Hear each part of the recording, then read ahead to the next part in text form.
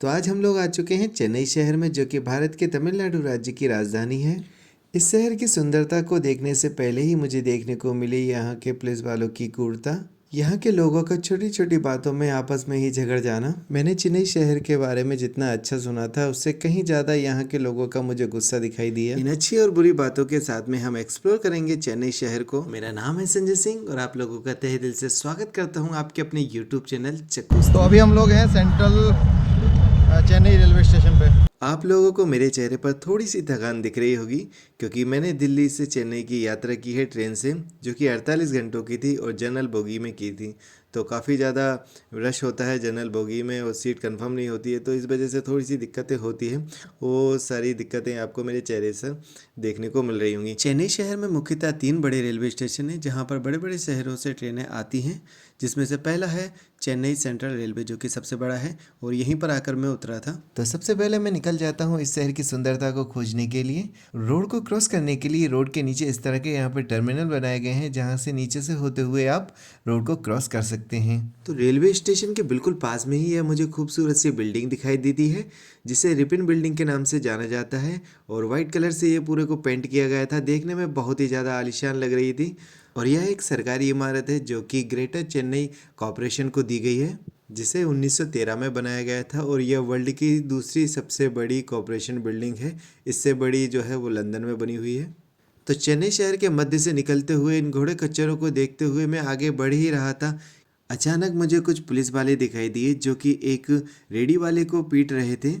जहाँ तक मुझे यह विवाद समझ में आया, वह ऐसा था कि होटल वाले के सामने किसी दूसरे ने रेडी लगा ली थी, जिससे वो गुस्सा होने लगा और उसने पुलिस को बुलाया और पुलिस वालों की मदद से उस रेडी वाले की पिटाई करवाई थी। यहाँ पर बहुत ही ज़्यादा मैं क्रुएल्टी बोल सकता हूँ कि पुलिस वालों ने उस रेडी वाले को डंडों से पीटा है। और मैं चाहकर भी कुछ नहीं कर सकता था। मैं सिर्फ मुख्य दर्शक बनकर वहाँ पर रह गया और इस घटना की रिकॉर्डिंग करने लगा था। एक तो मुझे यहाँ की भाषा बिल्कुल भी समझ में नहीं आ रही थी, क्या बोल रहे थे क्या नहीं बोल रहे थे। उस समय जो विवाद था उसका भी मुझे पता नहीं था। तो सिवाय मैं मुख्य दर्शक बनने के और मैं कुछ कर भी नहीं सकता था। तो थोड़ा सा मन में अशांति ज़रूर हुई और फिर मैं आगे बढ़ गया। एडमोर रेलवे स्टेशन से करीबन 3 किलोमीटर की दूरी पर बना हुआ है ये तमिलनाडु पुलिस म्यूज़ियम। हाल ही में 2021 में यह पब्लिक के लिए खोला गया था। यहाँ पर आकर सबसे पहले हमें लेना होगा टिकट, जो कि एडल्ट के लिए 10 रुपये था और चिल्ड्रन के लिए 5 रुपये था। अगर हम इस जगह के इतिहास के बारे में जानें तो यह 1842 में 14 एकड़ ज़मीन के ऊपर मद्रास के पहले पुलिस आयुक्त लेफ्टिनेंट कर्नल जॉन कर्नल बॉटसन के मुख्यालय के रूप में बनाया गया था। इस म्यूजियम में कई सारे पुलिस ऑफिसर और पुलिस आयुक्त की यहाँ पर फोटोज़ वगैरह और उनके जीवन के बारे में बताया गया है। पुलिस के द्वारा इस्तेमाल की जाने वाली यहाँ पर कई सारी वस्तुओं को संजोकर रखा गया है, जिसमें बताया गया है कि किस तरह से पुलिस उन चीज़ों का इस्तेमाल किया करती थी। और ये काफ़ी ज़्यादा पुराने हैं, मतलब कि अंग्रेज़ों के ज़माने में 1800 शताब्दी के समय किस तरह से पुलिस काम करती थी, कौन से उनके उपकरण हुआ करते थे, वो सारा यहाँ पर इनमें बताया गया है। इन सब को देखते हुए मैं पहुंच गया था मुख्य पुलिस आयुक्त के ऑफिस में, जहां पर पुलिस ऑफिसर्स बैठा करते थे। अगर आप बंदूकों का शौक रखते हैं और राइफ़लों के बारे में अधिक जानकारी चाहते हैं, तो आपको यहाँ पर कई सारी राइफ़ल्स लगी हुई मिल जाएंगी, जो कि बताएंगी कि राइफ़लों की इस्तेमाल पुलिस में कैसे किया गया था।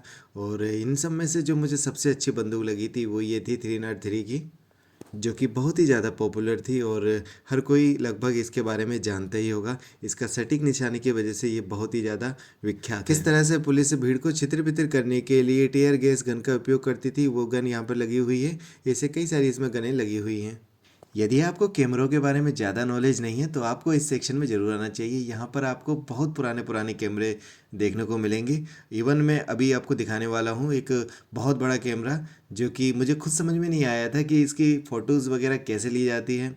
तो काफ़ी अद्भुत था यहाँ पर और काफ़ी नॉलेज मिला मुझे यहाँ पर कैमरा वगैरह को देख कर कि हम किस तरह से कैमरे में डेवलप किए हैं और पुलिस वाले किस तरह से कैमरे का यूज़ करते थे, वो सब यहाँ पर दिखाया गया है।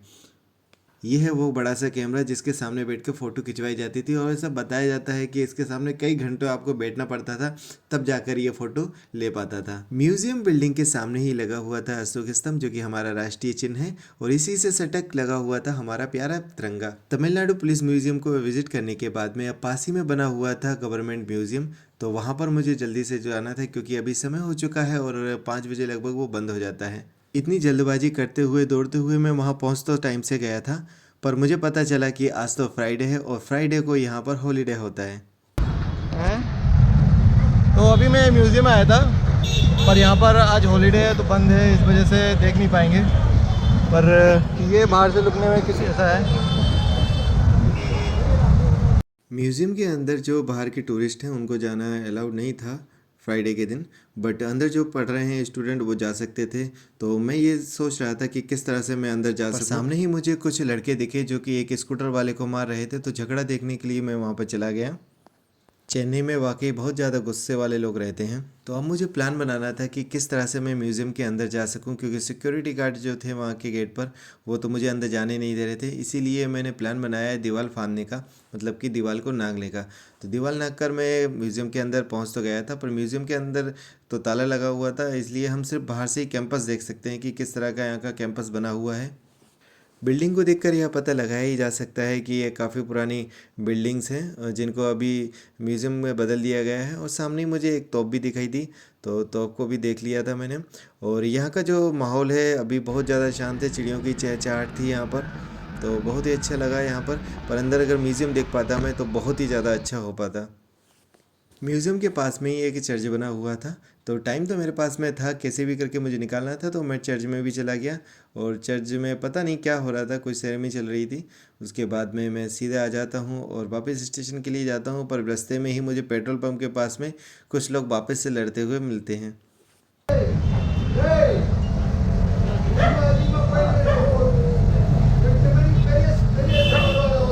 तो यह चेन्नई में मेरी एक दिन में यह तीसरी लड़ाई मुझको देखने को मिली है।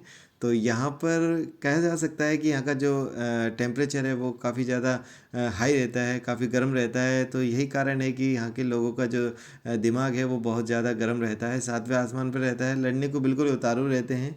तो इस तरह का मुझे माहौल यहाँ पर देखने को मिला था। मेरा मन था और मैं बना के ये चला था कि यहाँ पर मुझको 2 दिन रुकना है, यहाँ का विज़िट करना है। पर यहाँ के जो लोगों का स्वभाव देखकर मैं खुद थोड़ा सा डरा हुआ था। और एक तो यहाँ की जो लैंग्वेज है वो बहुत ही ज़्यादा डिफरेंट है। सब लोग तेलुगु बोलते हैं, तो कुछ भी समझ में नहीं आता कि क्या बोल रहे हैं क्या नहीं बोल रहे हैं। और हिंदी बहुत कम लोगों को आती है। मुझे जो यहाँ पर पास का रेलवे स्टेशन दिखाई दिया वो एडमोर रेलवे स्टेशन था। अब यहाँ से मैं दुरमई के लिए निकल जाऊँगा। तो मिलता हूँ आपको एक नई वीडियो के साथ में। तो प्लीज़ वीडियो अच्छी लगी हो तो लाइक ज़रूर कीजिए। मैं थोड़ा सा सहमत हूँ कि आज की वीडियो में कुछ इतना ज़्यादा इंटरेस्टिंग नहीं था, आगे जो वीडियोज़ आएंगी उनमें आपको बहुत ही ज़्यादा मज़ा आएगा।